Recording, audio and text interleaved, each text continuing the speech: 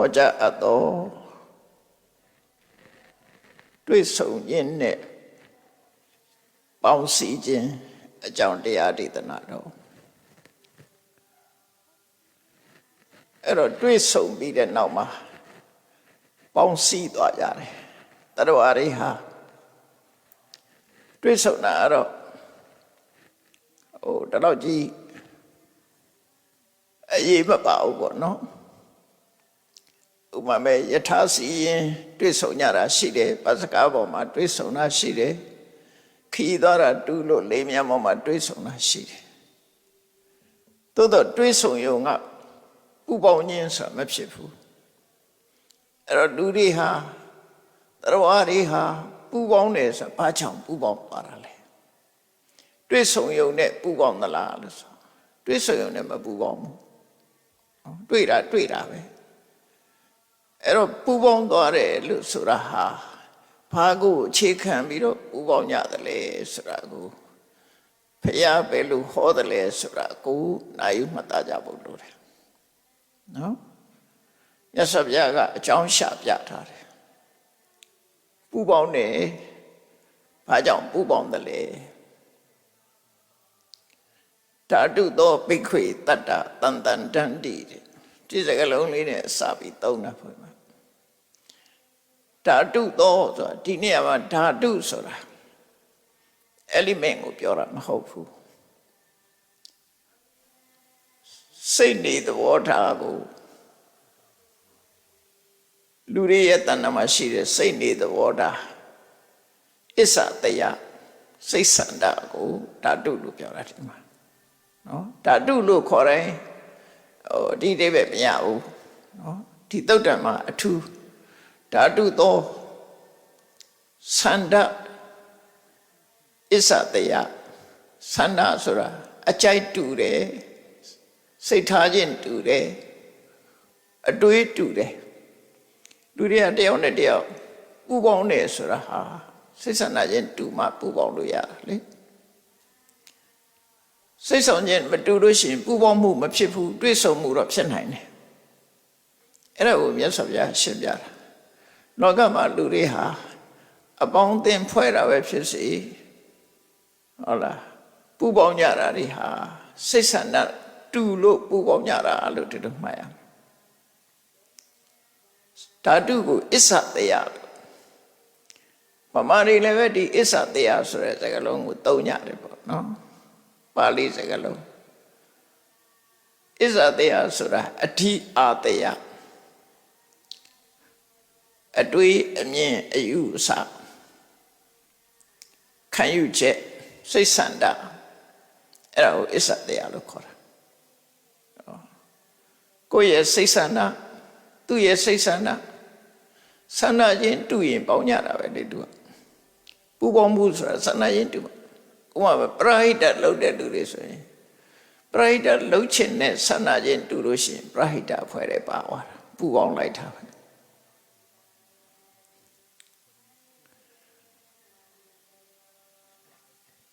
မူရစေဝကြိုက်တဲ့ပုဂ္ဂိုလ်တွေအပျော်ကျူးကြိုက်တဲ့ပုဂ္ဂိုလ်တွေကလည်းပူပေါင်းမိသွားတာပဲစာပေကျမ်းကမှာပါဏသဟယလို့ခေါ်တယ်တောက်ဖို့တောက်ဖက်ဒီလည်းပူပေါင်းသွားတာခေါ်တာပေါ့ဆန္ဒတူလို့ပူပေါင်းတာဆန္ဒတူတဲ့အခါကျတော့အလုတ်တူသွားတယ်အဲ့ဒီဆန္ဒတူမှုဟာအဓိက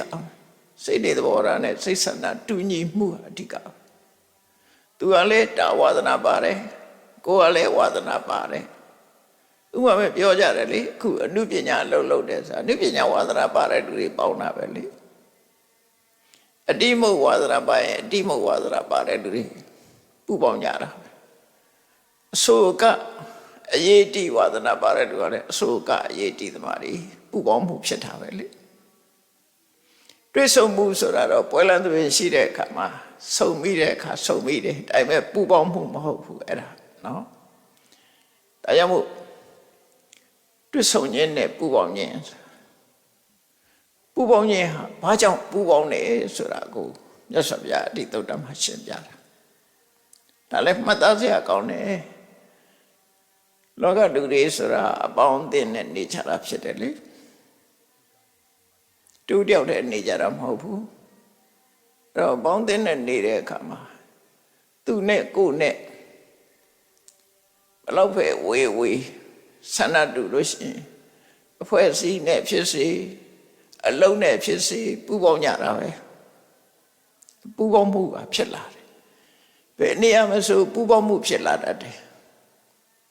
ဆန္ဒတူလို့ပူးပေါင်းတယ်အစ္ဆတရားတူလို့စိတ်တွေသဘောထားချင်းတူလို့ပူးပေါင်းတယ်ဆိုတာကိုရည်ညွှန်းပြီးတော့မြတ်စွာဘုရားကဓာတုသောတတ္တတန်တန်တန္တိဓာတုသောအစ္ဆတရားစိတ်ဆန္ဒအလိုအားဖြင့်တတ္တဝါတွေဟာတန်တန်တန္တိပေါင်းစုံပူးပေါင်းပြီးကြတယ်သမင်တိဟုတ်လားညီညွတ်စွာရှင်တွဲကြတယ်သူတို့ဆိုလို့တယ်အဲ့တော့အဲ့ဒါကိုချက်ဖွင့်ထွင်ပြီးတော့ပြောလိုက်တဲ့အခါကျတော့ဟိနာဓိမုတ်တိကာဟိနာဓိမုတ်တိဂိဟိတတ္တိတန်တန်တန္တိသမင်တိဟိနာဆိုတာအောက်တန်းကြတဲ့မမြင့်မြတ်တဲ့ကိုချင်းတရားတဲ့မှာတမိုးမရှိတဲ့အောက်တန်းနောက်တန်းကြတဲ့စိတ်နေသဘောထားတွေအဓိမုတ်တိဆိုတာနှလုံးသွင်းဆန္ဒခုနဓာတုလို့ဆိုတာဒီအဓိမုတ်တိကိုပြောတာပဲအစ္ဆတရားကိုပြောတာနော်အဓိမုတ်တိနဲ့အစ္ဆတရားနဲ့ဒီအဓိမုတ်တိဆိုတာသူ့အချက်ကိုယ်အချက်သူဆန္ဒကိုဆန္ဒသူ့အမြင်ကိုအမြင်အမြင်ချင်းတူရင်ပေါင်းတာပဲဆန္ဒချင်းတူရင်ပေါင်းတာပဲအဲ့ဒီမှာဟိနာဓိမုတ်တိကာအောက်တန်းကြတဲ့ကိစ္စတွေပေါ်မှာဝါဒနာပါရခြင်းတူတဲ့ပုဂ္ဂိုလ်တွေဟာတဲ့သူလိုဝါဒနာတူတွေနဲ့ပဲပုံပေါင်းတယ်အတောက်စားဝါဒနာပါတဲ့လူကအတောက်စားဝါဒနာပါတဲ့လူနဲ့ပေါင်းတယ်ပညာရေးလိုက်စားတဲ့ပုဂ္ဂိုလ်တွေကပညာရေးလိုက်စားတဲ့ပုဂ္ဂိုလ်တွေနဲ့ပေါင်းတယ်လူမှုရေးလှုပ်ချင်တဲ့ပုဂ္ဂိုလ်တွေကလူမှုရေးလှုပ်သူတွေနဲ့ပူပေါင်းကြတယ်လောကရေးချီအကြောင်းမဲ့ဖြစ်နေတာမဟုတ်ဘူးပူပေါင်းမှုတွေရှိနေတယ်အဲ့တော့ကိုယ်ဆင်ញစဉ်းစားမှာငါဟာဘယ်သူနဲ့ပူပေါင်းတယ်လဲငါရဲ့ပူပေါင်းမှုစိတ်တွေသဘောထားမွန်မြတ်တာဟုတ်ကဲ့လားကိုယ်ဆန်းစစ်ဖို့လို့ကောင်းကျိုးချမ်းသာကိုပေးနိုင်တဲ့စိတ်တွေသဘောထားဟုတ်ကဲ့လားအဓိမုတ်တိနှလုံးသွင်းတရားလို့ပြောစိတ်ထဲမှာကြိုက်တယ်အဲ့ဒါကိုဒီနေရာမှာအစ္ဆတရားအဓိမုတ်တိဆိုဒီပါဠိစကားလုံးနဲ့အတူတယ်မြတ်စွာဘုရားကပထမမကောင်းတဲ့အောက်တန်းကြတဲ့စိတ်နေသဘောထားရှိတဲ့ပုဂ္ဂိုလ်တွေကတဲ့သူ့လိုအောက်တန်းကြပြီးတော့စိတ်နေသဘောထားရှိတဲ့ပုဂ္ဂိုလ်တွေနဲ့ပူးပေါင်းနေတဲ့တခါစိတ်ဆန္ဒမြင့်မြတ်တဲ့ပုဂ္ဂိုလ်တွေကသူ့လိုပဲစိတ်ဆန္ဒမြင့်မြတ်တဲ့ပုဂ္ဂိုလ်တွေနဲ့ပဲပူးပေါင်းတယ်ဒီနှစ်ခုကဖြောင်းပြန်ပြန်ပြီးတော့ပူးပေါင်းလို့မရဘူးနော်စိတ်ထားယုံညံ့တဲ့ပုဂ္ဂိုလ်တွေကစိတ်ထားယုံညံ့တဲ့ပုဂ္ဂိုလ်ချင်းပဲပေါင်းလို့ရတယ်စိတ်ထားမြင့်မြတ်တဲ့ပုဂ္ဂိုလ်တွေကစိတ်ထားမြင့်မြတ်တဲ့ပုဂ္ဂိုလ်အဲ့ဒါကိုဗမာလို့ပြောတဲ့အခါမှာဗမာစာပေထဲမှာအသုံးလေးတစ်ခုရှိတယ်ခောတိနခောနောသမနေနသမနောဆိုရှေးတော့သုံးကြတယ်ပေါ့နော်ခုခေတ်တော့သုံးတာနည်းသွားတယ်ဆိုတော့တဲ့အိဗေကကောနိနာကောနောဆိုတာနွားတွေနဲ့ပဲပူပေါင်းတာပဲနွားကစိတ်နဲ့မပူပေါင်းဘူးနွားချင်းပဲပေါင်းစုံခြင်းပူပေါင်းခြင်းအကြည့်ကနွားနဲ့ပဲပူပေါင်းတယ်သမနေနသမနော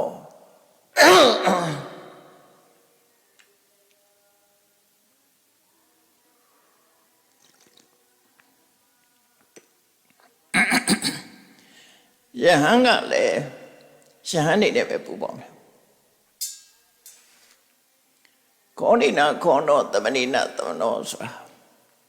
ဝါဒနာတူရစိတ်ဆန္ဒတူရပူပေါင်းကြတယ်ဆိုတဲ့အဓိပ္ပာယ်ကိုသုံးတဲ့စကားလုံးအဲ့ဒါရှေးတုန်းကတော့သုံးတတ်တယ်အဲ့ဒီရှေးစာအုပ်တွေထဲမှာပါတတ်တယ်ခောနိနာခောနောသမနေနသမနောဆိုတာပါဠိစာပေရရတဲ့အသုံးလေးတစ်ခုပေါ့ဆိုလိုတာကတော့ စိတ်ကောင်းရှိတဲ့လူတွေကစိတ်ကောင်းရှိတဲ့လူတွေနဲ့ပေါင်းတယ်စိတ်ကောင်းမရှိတဲ့လူတွေကစိတ်ကောင်းမရှိတဲ့ပုဂ္ဂိုလ်တွေနဲ့ပေါင်းတယ်ဗမာစကားနဲ့ရှင်းရှင်းပြောမယ်ဆိုရင်ဝါဒနာတူရပေါင်းတယ်ဆိုလို့ရှိရင်ဒီခေတ်လူတွေပို့နာလဲလားသို့တော့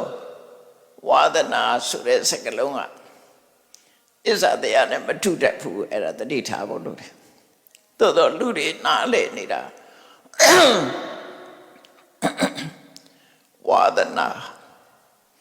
ဝါဒနာဆိုတာအထုံရနေခြင်းလို့သူ့ရဲ့ literal meaning ကအထုံရနေခြင်းလို့ဆိုလိုတယ်အထုံရနေတယ်ဆိုတာဥပမာကိုဝတ်တဲ့အဝတ်စားတွေထဲမှာပယုတ်လုံးထည့်ထားရင်ပယုတ်လုံးအနံ့ဆွဲသွားတယ်ရှင်မွေးထည့်သွားရင်ရင်မွေးအနံ့ဆွဲသွားတယ်အဲ့ဒါကိုအထုံရတယ်လို့ခေါ်တယ်အရက်ပလင်းဟာအရက်တွေသွန်ပြလိုက်တော့လည်းပဲအနံ့ကြမ်းတယ်အဲ့ဒါမျိုးဝါဒနာလို့ခေါ်တာနော်ငပိပလင်းဆိုရင်ငပိငံပြရေးပလင်းကိုငံပြရေးထည့်ထားတဲ့ပလင်းဒီငံပြရေးတွေကုံသွားလည်းပဲငံပြရေးအနံ့ကြမ်းတယ်ဝါဒနာရဲ့အဓိပ္ပာယ်ကိုပြောပြတာနော်ထို့တူပဲလောဘကြီးတဲ့ပုဂ္ဂိုလ်ကနောက်ဆုံးမှယဟန္တာဖြစ်လို့လောဘကိုပယ်လိုက်တာတောင်မှပဲသူကလူချင်းတဲ့အစွမ်းကပြတယ်သူအဲ့ဒါဝါဒနာလို့ခေါ်တယ်ဆဲတတ်တဲ့ပုဂ္ဂိုလ်တယောက်ဟာတကယ်တော့ဒေါသနဲ့ဆဲတာမဟုတ်ပဲနဲ့ဝါဒနာပါလို့ဝါဒနာဖြစ်နေလို့နှုတ်ကြိုးနေလို့ဆဲတဲ့ပုဂ္ဂိုလ်ရှိတယ်ယဟန္တာဖြစ်သွားတာတောင်ပြင်လို့မရဘူးအဲ့ဒါဝါဒနာလို့ခေါ်တယ်ဘုရားစာပေထဲမှာရှင်ပိလိန်ဝိဆာဆိုတာရှိတယ်သူကပြမနာလူမျိုးဖြစ်ပြီးတော့ကျန်တဲ့လူမျိုးတွေကိုအောက်တန်းနောက်တန်းစမ်းလို့စိတ်ကထင်တယ်ဒါပဲဘသူပဲတွေ့သူကအပေါ်စီးနဲ့ပြောတယ်ဟဲ့ငရုံးမှာဟဲ့တူယုံမှာဘသူပဲဖြစ်သူကဒီစကားလုံးကိုသုံးတယ်ပါဠိလိုတော့ဝတ္တလဆိုတာစန္ဒိနေအောက်တန်းစားလို့ခေါ်လိုက်တာဘယ်သူတွေ့သူကအောက်တန်းစားပဲနှုတ်ကြိုးနေရှာတာလူမြင်လိုက်တာနဲ့အောက်တန်းစားလို့အဲ့နှုတ်ကြိုးပြီးတော့ဖြစ်ပေါ်နေတာဝါဒနာလို့ခေါ်တယ်နော်ဒေါသနဲ့ပြောတာမဟုတ်ဘူးဒေါသနဲ့ပြောတာမဟုတ်ပေမဲ့ဒေါသမရှိတော့လည်းပဲဒေါသရဲ့အရိပ်ရောင်တွေကကြမ်းနေတယ်အရက်တွေသွန်လိုက်တော့လဲအရက်နံကြမ်းနေရတဲ့အဲ့ဒါမျိုးမှဝါဒနာလို့ခေါ်တာအဲ့တော့ဗမာစကားမှာဘယ်လိုပဲသုံးပါဠိကလာတာဆိုပါဠိအသုံးကိုသိချာနားလည်အောင်လို့ရှင်းပြတာနော်အခုကဝါဒနာလို့ပြောတာမဟုတ်ဘဲနဲ့စိတ်ဆန္ဒအစ္ဆာတရား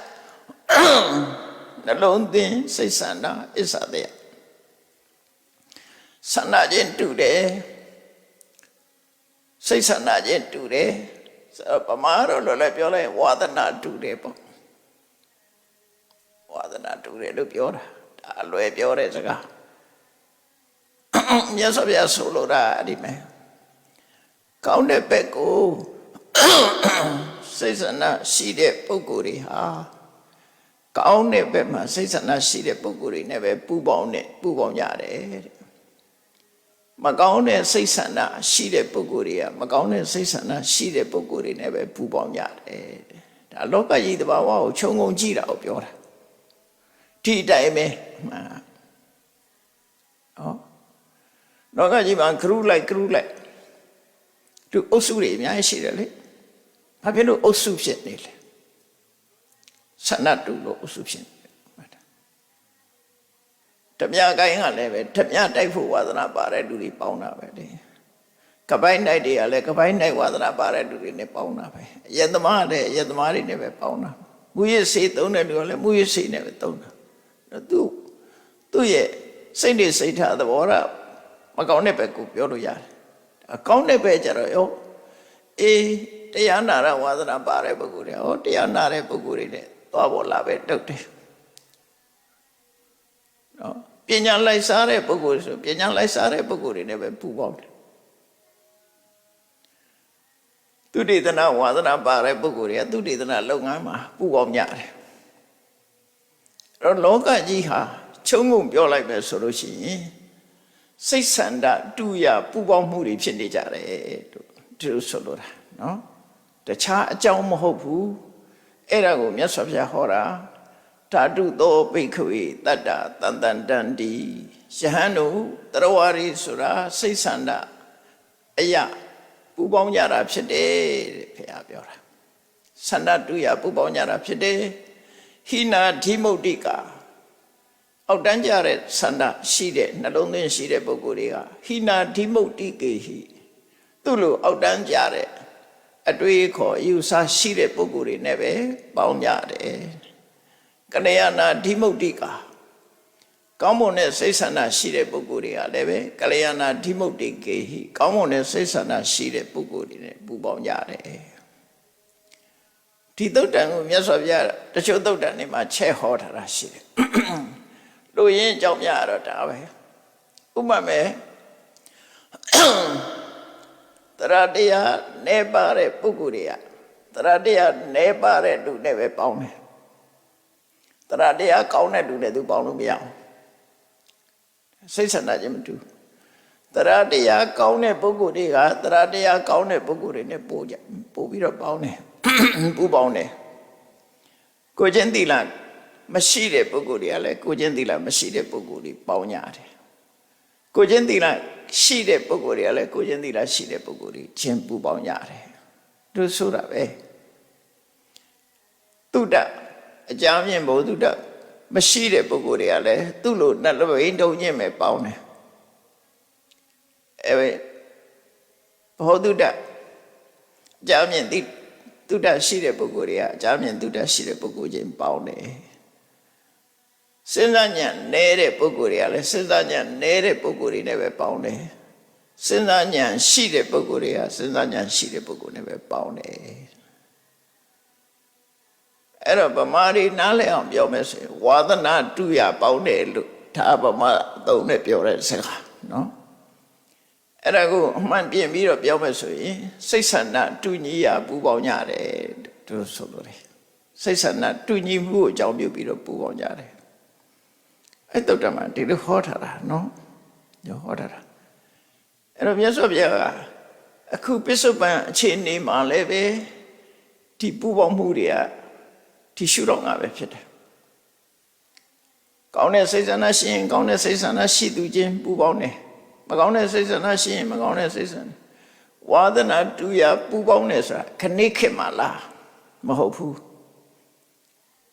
အတိတ်သမိုင်းကြောင်းကိုပြန်ကြည့်နေတဲ့အတိုင်းပဲ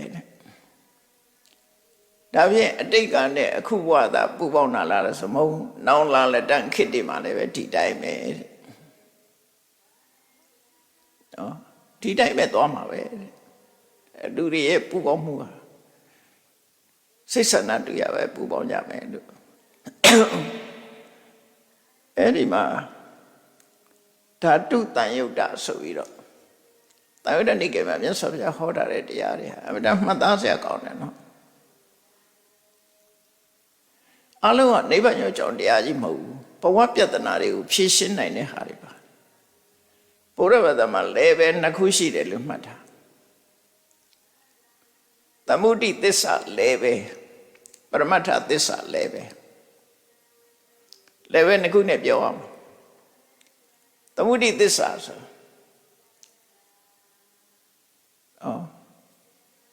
အများအတိမပြုတ်ထားတဲ့အများကအတိမပြုတ်လို့မှန်နေတဲ့အမှန်တရားကိုသမုဒိသစ္စာ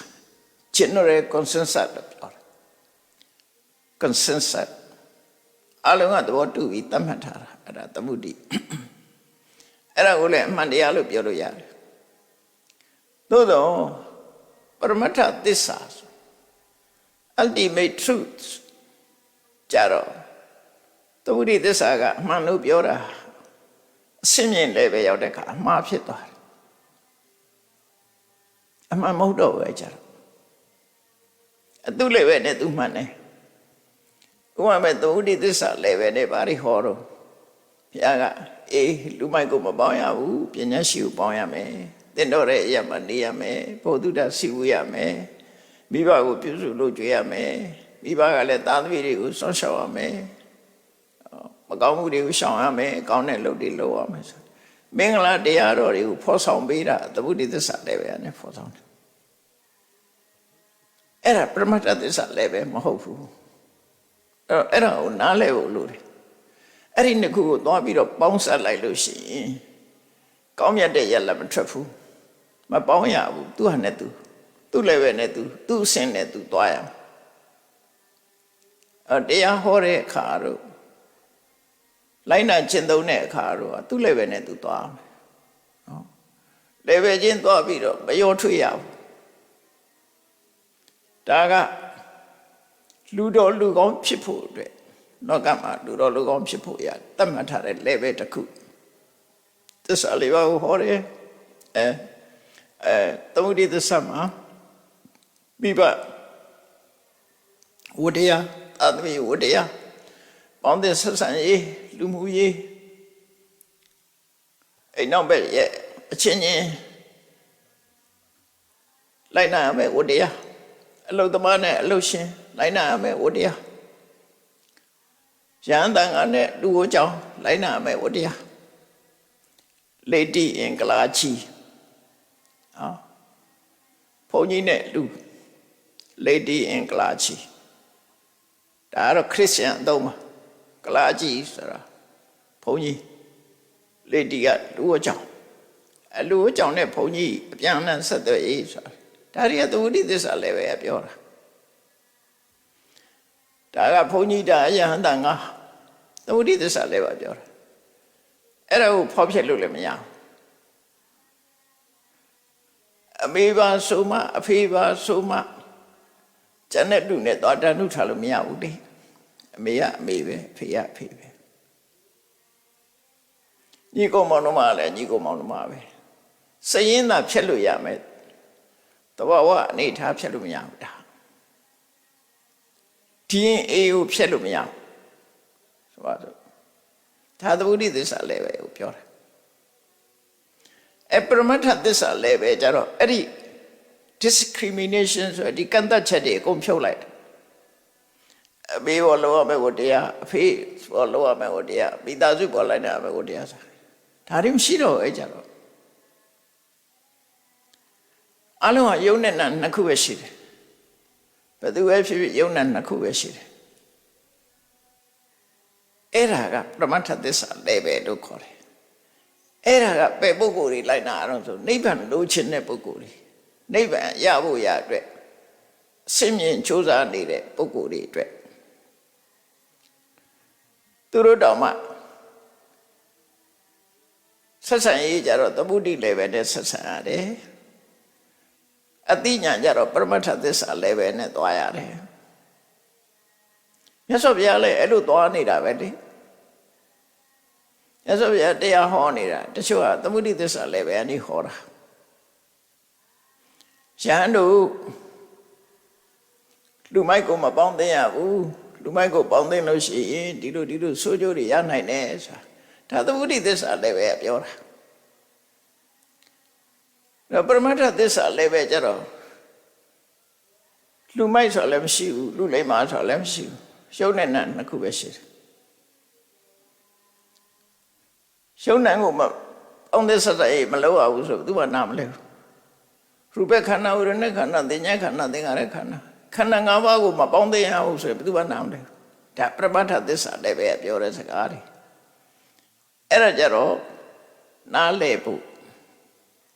ပရမတ္ထသစ္စာအဆင့်သမားတွေကနားလဲရမယ်အဲ့ဒါဒါအသိဉာဏ်နဲ့ပဲသိရတယ်အသိဉာဏ်နဲ့သိတာလူလောကမှာတုံ့ချလို့ရတာမဟုတ်ဘူးတခါတလေကြတာအစစ်မြင့်လည်းပဲလို့ခေါ်တယ်ဘာအတွက်အစစ်မြင့်လည်းပဲဟောတယ်လဲ ultimate reality ultimate truths ဘာအတွက်ဟောတာတော့ရှင်ထဲမှာဆွဲလန်းနေတဲ့တွေ့တာမှုကိုဖျောက်ဖို့တွေ့တာမှုတွေတမဲမှုတွေမုန်တိမှုတွေမဖျောက်နိုင်သေးသမျှကာလပတ်လုံးသူကတန်တရားဟောကလွတ်ဖို့မရှိဘူးတန်တရားဟောကလွတ်ချင်လို့ရှိရင်ဘာလို့အောင် အမေဆိုတဲ့အမေလို့သိတဲ့အသိကစားဖြောက်အောင်အဖေလို့သိတဲ့အသိငါကိုငါညီမစတဲ့ဒီလိုအတွေးတွေကစားဖြောက်ပြီးတော့ရှုပ်တဲ့နှမျိုးပဲဆိုတာကိုသိဖို့လိုတယ်အဲ့ကြမှာဖြောက်လို့ရအဲ့ဒါနိဗ္ဗာန်ကိုလိုချင်တဲ့ပုဂ္ဂိုလ်ကြတော့ပရမတ္ထသစ္စာ level ကနေမြတ်စွာဘုရားဟောတယ်လို့မှတ်ရမှာအဲ့တော့သူ့ level နဲ့သူသွားတယ်လို့မှတ်တာ level နှစ်ခုစလုံးဟာသူ့အဆင့်နဲ့သူမှန်တယ်လောကထဲမှာနေရင်သမုဒိသစ္စာ level နဲ့ပဲနေရမယ်သိတဲ့အခါမှာပရမတ္ထသစ္စာ level နဲ့သိရမယ်ပရမတ္ထသစ္စာ level နဲ့မသိနိုင်ရင်တွေ့တာမှုတွေတာယောဇဉ်တွေပဲဖြတ်နိုင်ဘူးဖြတ်တဲ့နိလန်ကိုပြောတာဒါနော်သူ့ level နဲ့သူအဲ့လိုသွားတယ်လို့ပြောတာဟုတ်ပြီမြတ်စွာဘုရားကအခုချိန်မှလည်းပဲစိတ်ဆန္ဒတူရပူပေါင်းကြတယ်အတိတ်တုန်းကလည်းစိတ်ဆန္ဒတူရပဲပူပေါင်းကြတယ်နောင်လာမဲ့ခဘာတွေနောင်လာမဲ့နှစ်တွေမှလည်းပဲစိတ်ဆန္ဒတူရပဲပူပေါင်းကြလိမ့်မယ်လို့ဒါဒီသုတ်တံမှာဒါအဓိကထားဟောလိုက်တာပဲအဲ့ဒီနေရာမှာဒီသုတ်တံနဲ့ဆက်ဆက်ပြီးပြောတဲ့အခါကျတော့ခုနတရားတရားရှိမရှိဘောဓုတ္တရှိမရှိကိုကျင့်သီလရှိမရှိအသိပညာရှိမရှိစာကတရားရှိမရှိဆိုတာတွေကြတော့လေအဲ့ဒါတွေကလည်းသဘောတူရအဲ့ဒါလောကမှာပြောမယ်ဆိုရင်တော့အများကြီးပဲဖြစ်တယ်နော်ပြောလို့ဆုံးလို့ကုန်မှာမဟုတ်ဘူးလူတွေရဲ့လုပ်ငန်းကိုင်တာတွေနဲ့ပြောရင်မကုန်နိုင်ဘူးဒါကြောင့်မို့မြတ်စွာဘုရားတခွန်းနဲ့ပဲပြောလိုက်တယ်တတ္တဝါတွေရဲ့ပူပေါင်းမှုဟာစိတ်ဆန္ဒတူရပူပေါင်းတာဖြစ်တယ်စိတ်ဆန္ဒတူမှအများနိုင်လေတဲ့စကားဆိုဝါဒနာတူမှပူပေါင်းလို့ရတယ်လို့ဆိုတာဝါဒနာတူခြင်းစိတ်ဆန္ဒတူခြင်းဒီအကြောင်းတစ်ခုပဲအဲ့ဒါနဲ့ပတ်သက်ပြီးတော့မြတ်စွာဘုရားကဒီလက်တွေ့ထောက်ပြတဲ့သုတ်တံလေးရှိတယ်ရာဇဂုမြို့မှာတောင်ငါးလုံးရှိတယ်မြို့ပြင်ပတ်ရန်ထားတဲ့တောင်ငါးလုံးရှိတယ်တောင်ငါးလုံးကခိုရာဇဂု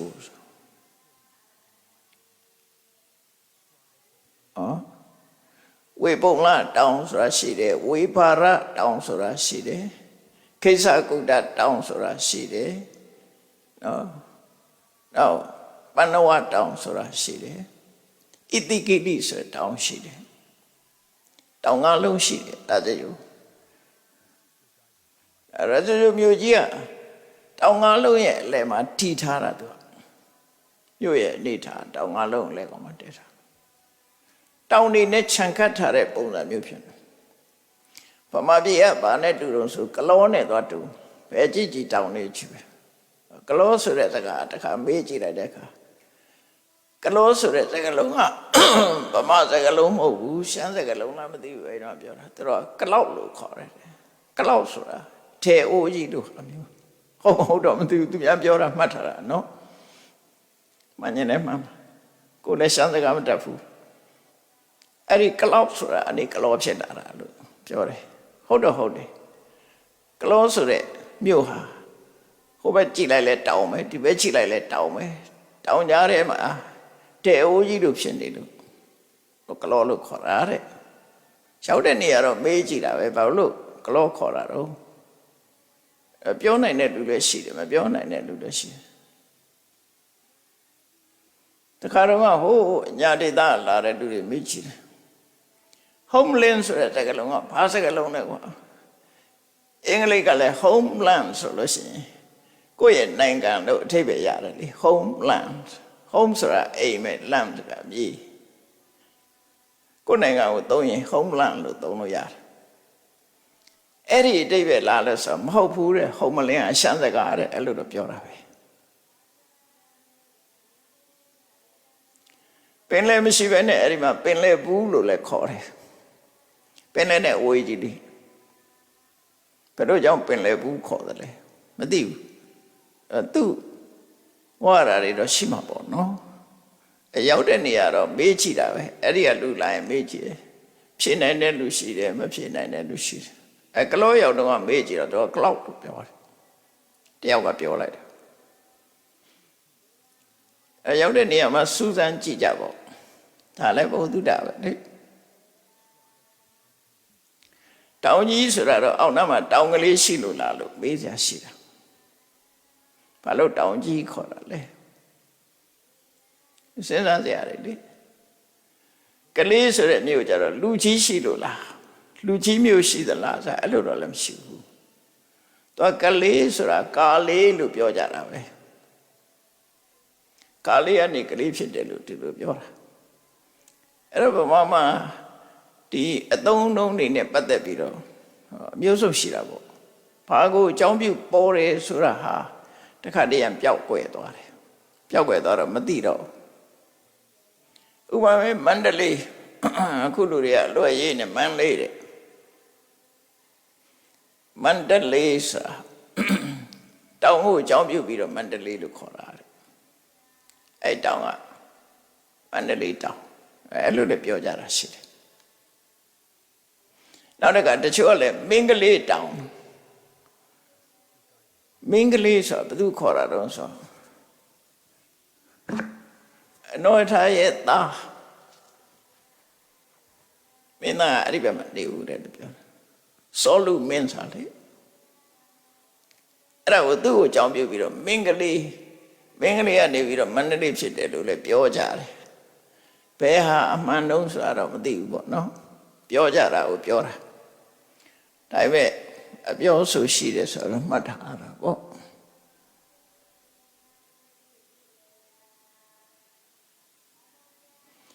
အမရပူရဆိုတော့မဲ့ခေါ်ထားတဲ့နာမည်ပါအမရကမသေးရပူရကဖြီချီမသေးတဲ့ဖြီပူရစင်ကာပူဆိုတာလေကြည့်ပါလားစင်ကာပူကစင်ဟပူရပဲအမရပူရတော့လို့မူရင်ကစင်ကာပူရစင်ကာဆိုတာချင်းသိပူဆိုတာပူရမြို့ဖြီချင်းသိတိုင်းပြည်ချင်းသိမြို့လို့ဆိုလို့တယ်ဒါမှမဟုတ်ချင်းသိရုပ်ပါစင်ကာပူရအနေအခုကနေတော့ပြောင်းသွားလိုက်တဲ့အခါစင်ကာပူဖြစ်သွားတယ်ပြောင်းလဲမှုကစင်ကာပူကာကြီးနဲ့ဖြစ်သွားသူတို့အင်္ဂလိပ်လိုပေါင်းတော့ချီနဲ့ပဲပေါင်းတော့ဗမာလိုရေးတဲ့အခါကျလို့ကာကြီးဖြစ်သွားတယ်မသိဘူး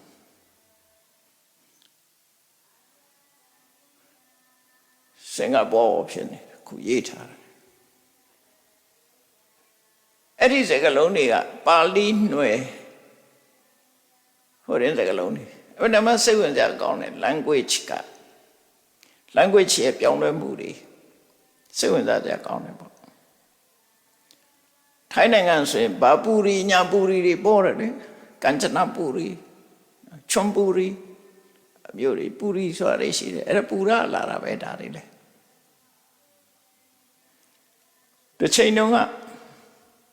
ဟိန္ဒူကင်းနန်းဟိန္ဒူဘုရင်တွေအုပ်စိုးသွားတဲ့ဟိန္ဒူဘာသာစကားတွေပြန်ပွားသွားတဲ့နေရာဖြစ်တယ်လို့တော့ဆိုကြတယ်ထားလိုက်တော့ဒါသမိုင်းကြောင်းတွေကိုပြောပြတာအဲ့တော့အဲ့ဒီနာမည်တွေကိုအကြောင်းပြုပြီးတော့ပါဠိနာမည်တွေမဲ့လာကြတယ်ရှေးကဘုရင်တွေကပါဠိနာမည်တွေပေးတယ်သူတို့ရဲ့ဖွဲ့တွေလည်းပဲပါဠိနာမည်နဲ့မင်းတို့မင်းဆိုတာသူ့ရဲ့နာမည်မဟုတ်ဘူးသူ့ရဲ့ဒီ home name ကအိမ်မခေါ်တဲ့နာမည်ကမောင်လွင်နဲ့ဦးလွင်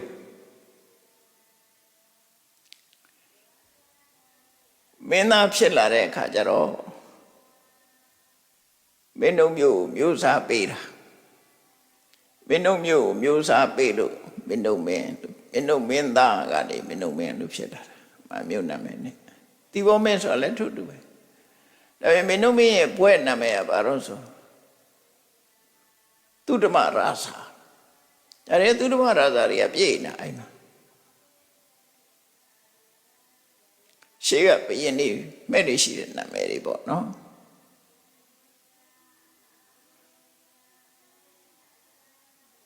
ကဲဒါတွေထားလိုက်တော့ပြောင်းလဲမှုဆိုတာအများအားရှိတယ်လို့မှတ်ထားဖို့ဒါတော့တစ်ခါလူတွေကမေးလို့ရှိတယ်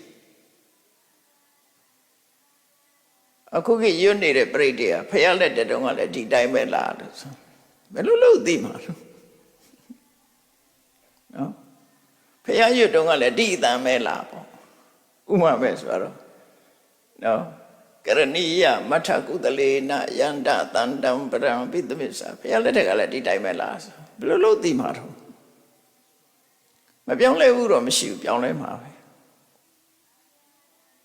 အတန်တွဲတရားပြောင်းလဲတာအင်္ဂလိပ်စကားလည်းပြောင်းတာပဲလေအများကြီးပြောင်းလာတယ်အင်္ဂလိပ်စကားလုံးဘယ်ဘာသာမှမပြောင်းတာမရှိဘူးမြတ်စွာဘုရားဟောတာတဲ့အတိုင်းသဗ္ဗေသင်္ခါရအနိဋ္ဌလှုပ်ထားတာတွေမှန်သမျှဟာထာဝရမဟုတ်ဘူးတဲ့ခေတ်ပြောင်းရင်ပြောင်းမှာပဲမန္တလေးကလည်းမန္တလေးဖြစ်နေပြီခုပြောင်းတာပဲလေစစ်ကိုင်းကလည်းစကိုင်းဖြစ်သွားပြီအခုကလည်းပဲခူးဖြစ်သွားပြီရှမ်းကုန်းကလည်းရန်ကုန်ဖြစ်နေပြီပုဂံကလည်းပကံဖြစ်နေပြီခု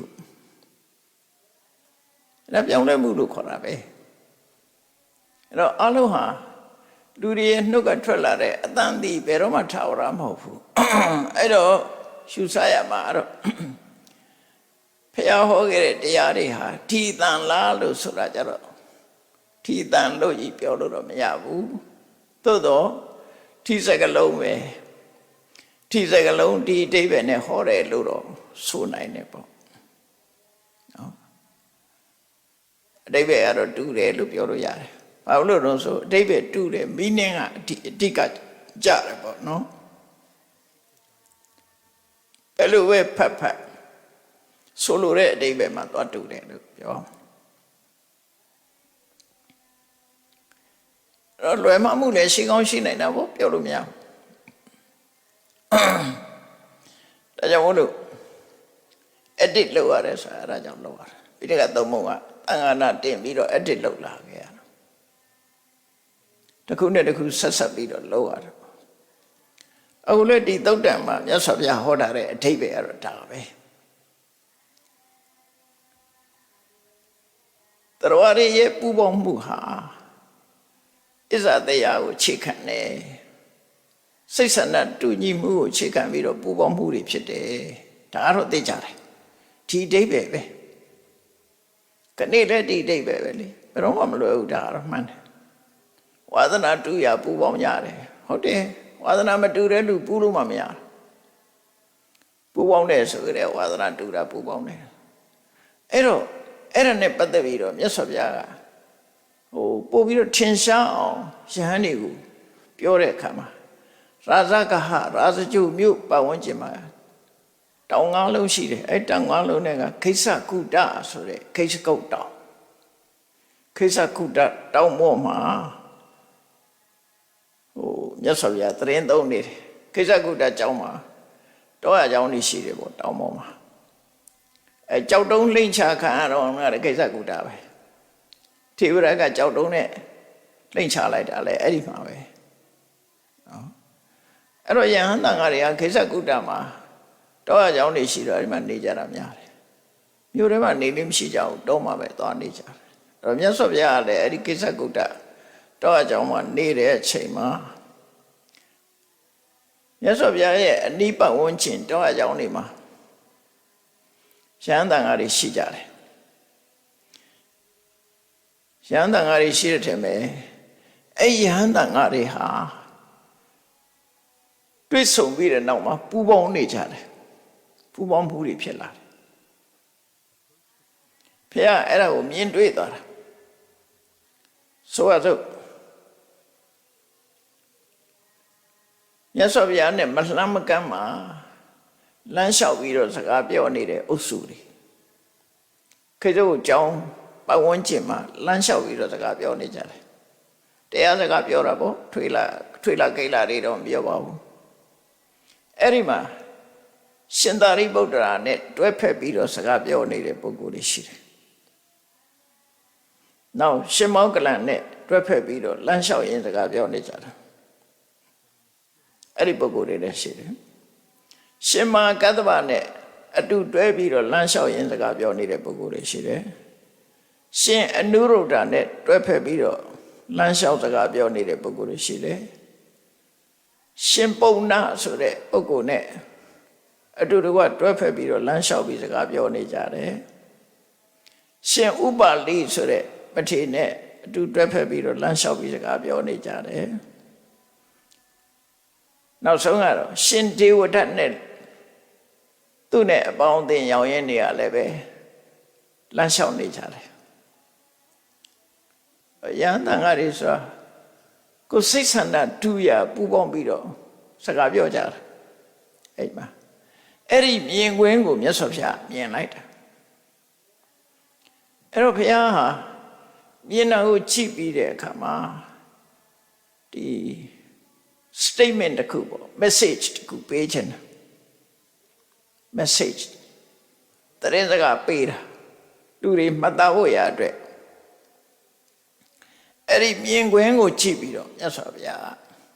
ယဟန်တွေကို message ပေးတာခုနဟာပဲအဲ့တော့ဘယ်လို message ပေးတော့ဆိုယဟန်တို့တွေ့ကြလားဟိုမှာရှင်သာရိပုတ္တရာနဲ့တတွဲ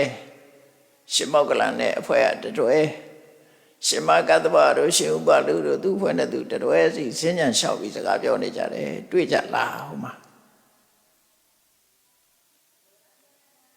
သူတို့ကစကားပြောရင်လမ်းလျှောက်နေကြတယ်အဲ့ဒီလိုပူပေါင်းပြီးတော့သွာလာနေကြတာဟာတဲ့ဆန္ဒတူရပူပေါင်းနေကြတာဖြစ်တယ်အဲ့ဒီ message ကိုပေးချင်တာဗျာသာရိပုတ္တရာနဲ့တွဲဖက်ပြီးတော့လမ်းလျှောက်နေတဲ့ကိုတော်တွေကပညာလိုလားတဲ့ပုဂ္ဂိုလ်တွေပညာထက်ထန်တဲ့ပုဂ္ဂိုလ်တွေရှင်သာရိပုတ္တရာပညာထက်မြက်တယ်ဒါမို့ရှင်သာရိပုတ္တရာနဲ့ချင်းကပ်ပြီးပူးတွဲပြီးတော့သူစီကအသိဉာဏ်တွေရဖို့စီပူအထောက်နေကြတယ်အဲ့ဒီကိုတော်တွေနော်ပညာရေးနဲ့ပတ်သက်ပြီးဆွေးနွေးမေးပြနေကြတယ်အလုံးဟာပညာကျွယ်ဝတဲ့ပုဂ္ဂိုလ်တွေကြီးပဲသူတို့စိတ်ဝင်စားတာပညာဒါကြောင့်မို့ရှင်သာရိပုတ္တရာနဲ့ပူးပေါင်းတာဟာပညာကြီးမားတဲ့ဆိုတဲ့အခြေခံချင်းတူလို့သူတို့ပေါက်ရတယ်အဲ့ဒီပုဂ္ဂိုလ်တွေကသူတို့ဆွေးနွေးရင်ရှင်မောကလန်ဒီလိုပုံစံဖြစ်အောင်ဘယ်လိုဖန်တီးရတော့တကူပြခြင်းဘယ်လိုပြရအောင်စွမ်းတကူတွေဘယ်လိုဖန်တီးရတော့ဆိုရှင်မောကလန်နဲ့ဆွေးနွေးနေကြတာအဲ့ဒါတကူသမားတွေနော်စွမ်းတကူမျက်နှိုးတဲ့ပုဂ္ဂိုလ်တွေတဲ့တအုပ်စုနောက်ရှင်မကတ္တဗနဲ့ဆွေးနွေးနေကြတဲ့ပုဂ္ဂိုလ်တွေတော့ရှင်မကတ္တဗကသူကအကျင့်ကိုဥစားပေးတာထူတင်ဆောင်တဲ့ပုဂ္ဂိုလ်ဆုံးခံပြီးမှဆုံးစားတယ်ဘယ်တော့မှဆုံးမခံမဲမစားဘူးဘယ်တကားကပင့်မလိုက်ဘူးသင်္ကန်းဆိုလို့ရှိရင်သူ့သင်္ကန်းလှူလို့မရဘူးပန်းတကူသင်္ကန်းပဲဝတ်တယ်ထူရင်13ဝါကိုစွမ်းစွမ်းတမန်ကျင့်တဲ့ပုဂ္ဂိုလ်ရှင်လူဘဝတော်ကတထေးကြီးသူကအမှန်တန်ချမ်းသာတဲ့တထေးကြီးအဲ့ဒီပုဂ္ဂိုလ်ကြီးဟာသူချမ်းသာမှုတွေကိုစွန့်လွတ်ပြီးယူမှန်မြောင်နဲ့ချိနေတယ်လို့ပဲလောကကြီးဘာတွေဖြစ်နေတယ်လဲလို့ထိုင်ပြီးချိနေတဲ့ပုဂ္ဂိုလ်ချိရတာဝါဒနာပါတယ်တေဘစက္ခုဆိုတာတရားတွေဘာတွေလောက်ကြတယ်လောက်ပြီးရင်သေသွားတယ်ဘယ်ရောက်သွားတယ်ဒါတွေချိတယ်လူတယောက်မွေးဖွားလာတယ်ဘယ်ကလာတယ်ဘာတွေလုပ်ခဲ့တယ်ဒါတွေကိုချိတယ်ပြောကံကံရဲ့အကျိုးတွေကိုချိပြီးတော့ဒိဗ္ဗစက္ခုလို့ခေါ်တယ်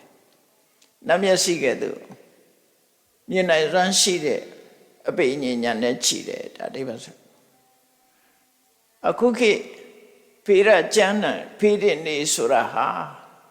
အခြေခံကအဲ့ဒီဒိဗ္ဗစက္ခုရတဲ့ရသေးတွေကနေရေးသွားတာ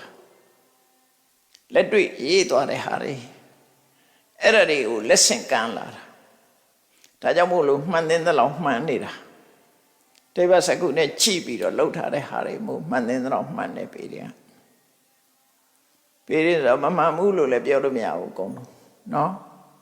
မှန်တယ်ဆိုပြီးတော့လည်းအစွဲလန်းထားဖို့မဟုတ်ဘူး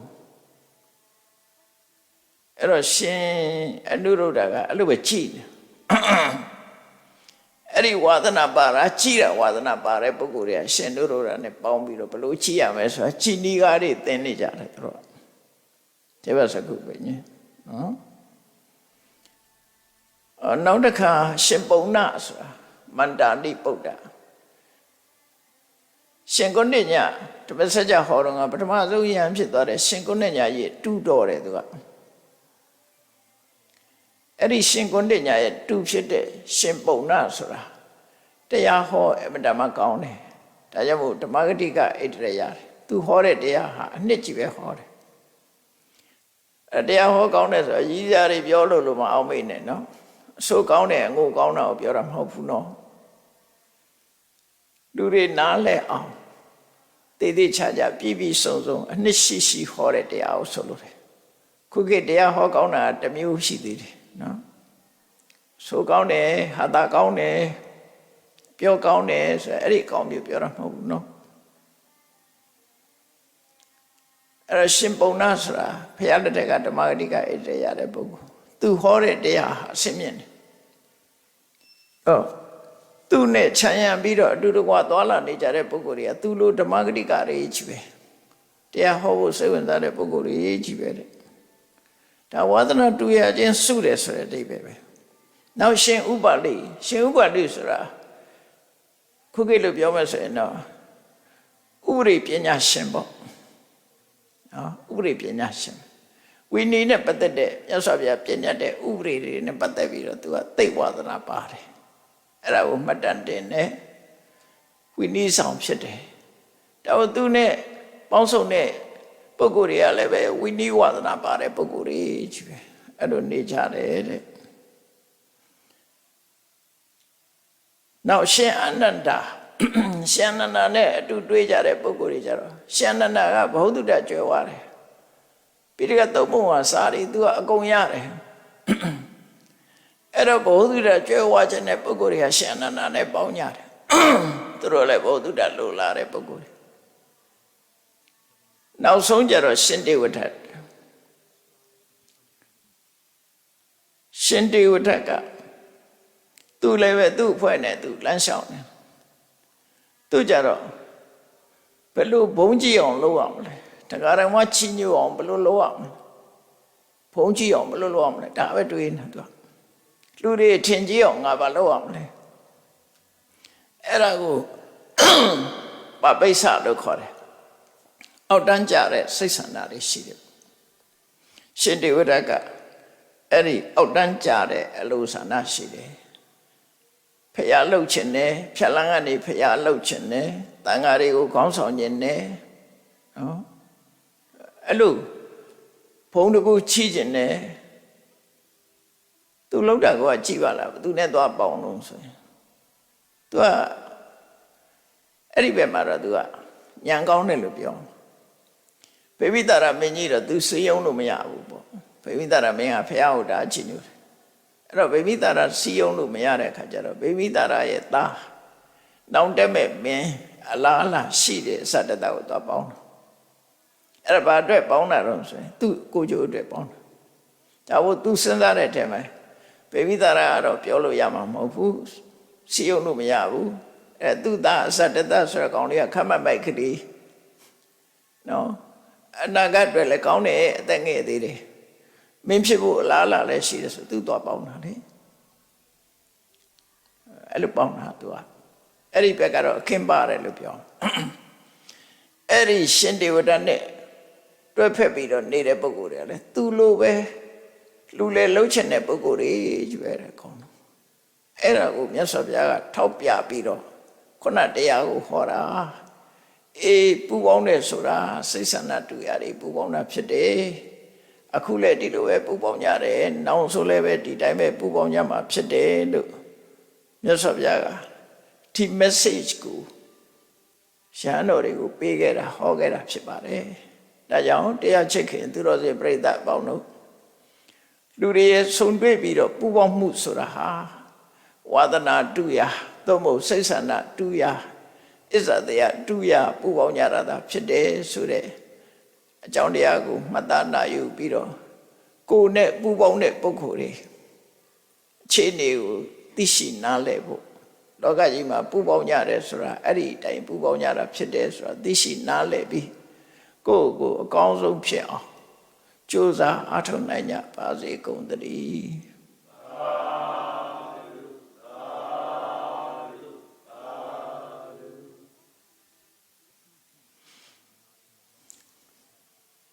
ရှိစေချဆိုတာ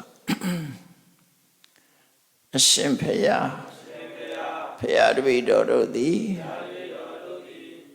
ဓမ္မအတိညာရရှိစေရန်ရှိတန်ကြလျက်ဓမ္မသဘင်ဆင်ရင်ခြင်းပါပြုလုပ်ကြ၍အမတဒါနဓမ္မဒါနတရားအလှတော်ကိုပေးလူကြပါကုန်၏တရားတော်မြတ်ကိုယုတ်တိလေးမြတ်စွာမမတ်သားသာအာယုန်ထားလျက်နာကြားကြပါကုန်၏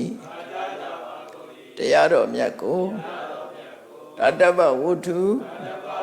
အစွစုတို့ဖြင့်ပူဇော်ကြပါကုန်၏ယနေ့ယခုအထုပ်ပြုလို့ရသောဤကောင်းမှုဤကုသိုလ်စုစုသည်နိဗ္ဗာန်ချမ်းသာ၏အကြောင်းထောက်ပံ့ဖြစ်ပါစေတည်းဤကောင်းမှု၏အဖို့ဘာကကိုအမိအဖာအဖို့အဖွာဆွေမျိုးညာတိတို့အားကုသိုလ်အမြတ်ဝေငှပါကုန်၏30ဘုံကျင့်ဒီကုန်သောလုံးစုံများစွာလူနတ်ပြမတတ္တဝါတို့သည်ကုသိုလ်အမြတ်ကိုယ်စီရကြကုန်သည်ဖြစ်၍ကိုယ်စိတ်နှဖျားချမ်းသာကြသည်ဖြစ်ကြပါစေကုန်သတည်း